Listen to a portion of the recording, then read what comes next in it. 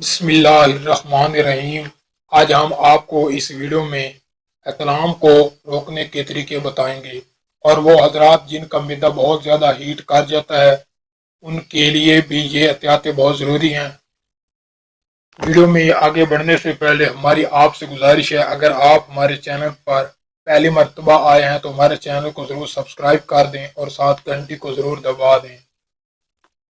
اگر آپ چاہتے ہیں ہمارا معدہ کبھی بھی ہیٹ نہ کرے، اور وہ نوجوان جنہیں احتلام بہت زیادہ ہو جاتا ہے، اگر آپ ان بیماریوں سے ہمیشہ کے لیے بچنا چاہتے ہیں تو کبھی بھی رات کا کھانا دیر سے نہ کھائیں۔ سونے سے 3 گھنٹے پہلے کھانا کھا لیں۔ احتلام جیسی بیماری سے بچنے کے لیے تلی ہوئی چیزیں کم استعمال کریں۔ اپنے جسم کو ان بیماریوں سے بچانے کے لیے رات کو جلدی سوئیں اور صبح جلدی اٹھیں، اور صبح اٹھ کر نماز فجر ضرور پڑھیں۔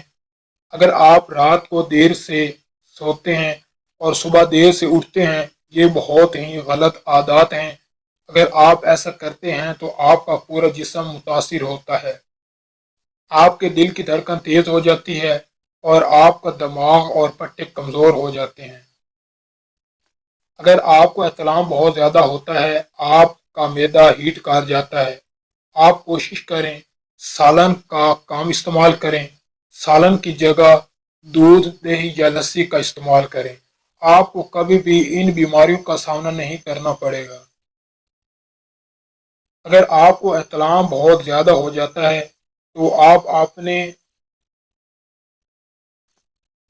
مثانے کو ٹھنڈا رکھیں، پانی کا استعمال زیادہ کریں،